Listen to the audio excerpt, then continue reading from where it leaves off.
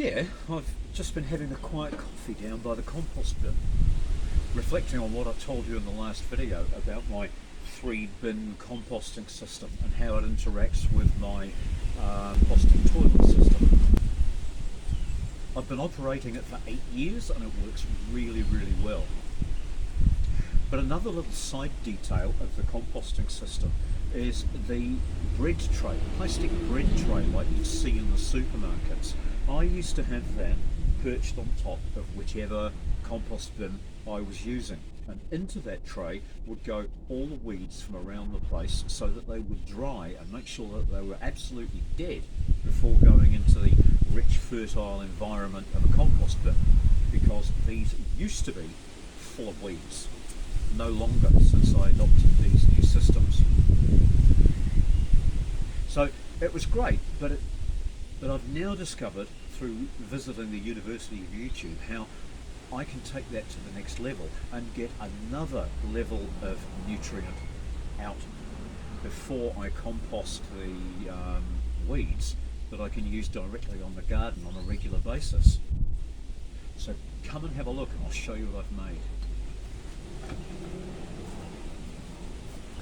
Right now, I can't remember which YouTuber it was who showed us making the Compost Tea Kettle, but I'll try and find out who it was. I'll go back through my watch history and I'll put a link up on the screen as soon as I find it so that you can go back and watch the original guy with his original idea. But basically, so simple. All you need is a large drum, the larger the better, and I knew that if I just kept going to my semi-regular trips to the dump 2 to 3 times a week, I knew that I would find one pretty soon. Well, only a day or two later I found one with a tap on the bottom. So with the reciprocating saw, I've hacked the top off, and if you cut them off at the right level, just down from under here, you actually end up with a lid that fits onto the top of the barrel and makes an almost rain-tight lid, and certainly it's going to help a lot to keep the smell down. It's down here at the bottom of the garden, it doesn't matter so much, but it will emit a bit of a putrid, rotting smell each time you take the lid off to put more weeds in. But come closer and I'll show you how simple this is. As I say, it's a 200 litre drum that conveniently had a tap on the bottom. I've sliced through here, and down inside I've put this tube on 2 bricks. I'm going to take this out in a moment so that I can show you the details, but basically what it is 4-inch sewer pipe shaped on the ends so that it fits nicely and won't come out of place, sitting on 2 bricks, and it's riddled with holes on the top side only, not the bottom. To stop any debris falling through those holes, I've just put a piece of shade cloth over it. Now let's have a look at this thing I was just showing you. It fits in there snugly.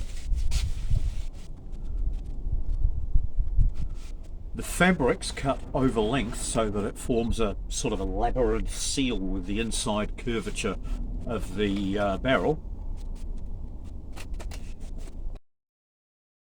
And it's covering a piece of sewer pipe with these holes only in the top side.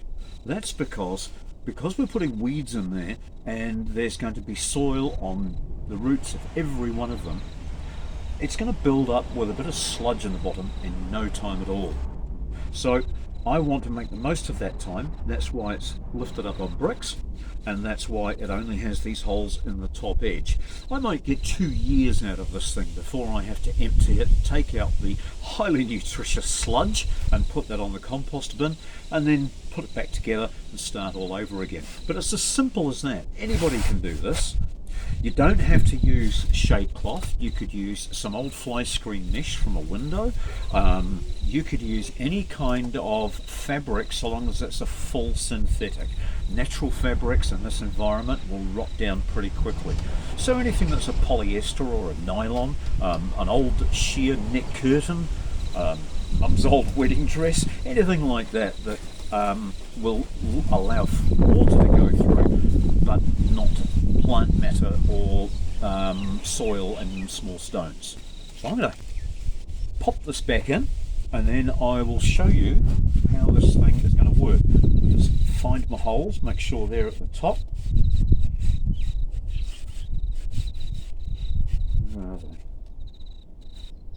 There. Right.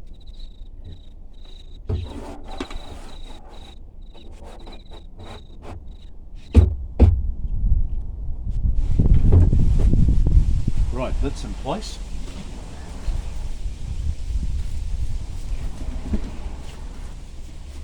And here's my first lot of stuff to go in it. Weeds picked up from around the yard the other day, and it's rained, so there's a gallon or so of water on the bottom to get started.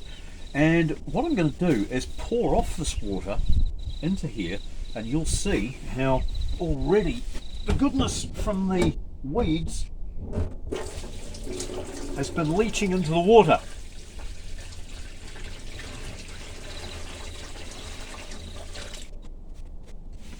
Delicious!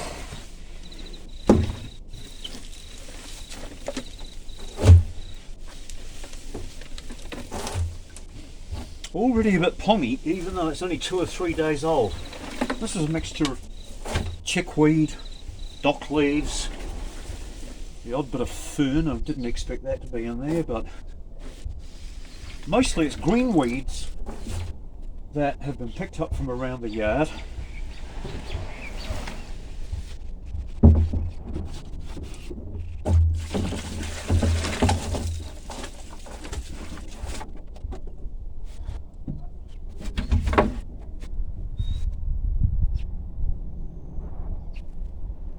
Now I'm going to go and get some water, and we're going to cover this up until it just covers the weeds. And the only maintenance to this is each time you put weeds in, if you can't get them under the surface of the water, you add more water. Aside from that, you can come and take a litre or so from the tap anytime you like, water it down at a ratio of 10:1. That would give you a watering can full, and that's enough to do general watering around here. Or I can even put a dispenser into my irrigation system, and I can direct feed the plants that are further away. As we move into the future, I'll probably be doing that because the garden's getting a busier place now, and I haven't got time to stand around watering. So all I need to do now is put enough water in there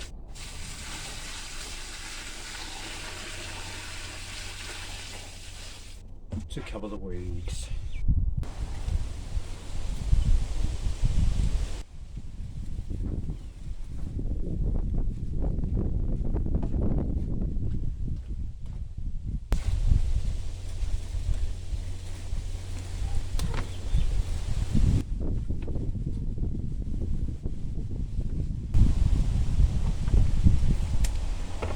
You know, I think one of the biggest things of living an off-grid lifestyle is the fact that you don't need a gym subscription. There's trees to chop, there's lawns to mow, there's water to carry often. There's gravel to wheelbarrow. I always seem to be putting gravel somewhere, so there's a lot of wheelbarrowing heavy stuff and shoveling and crawling around under buildings. But I wouldn't trade this for the world. It keeps me young. I feel 35 some days I feel 65, but on a good day, when things go well, I wouldn't swap this for quids. Now I'm going to leave the lid off this for a while because it's almost covered. So I've just put 40 litres in there. That's enough to get it moving. I don't want to be running up and down the hill with buckets of water all afternoon, so I'm just going to leave the lid off and we'll let nature take its course, because I'm sure that it will rain over the next couple of days. So thanks for watching. And if you like this kind of thing, why not press the subscribe button down below, because there's a new video every week. They're always different, and there's always something new to learn.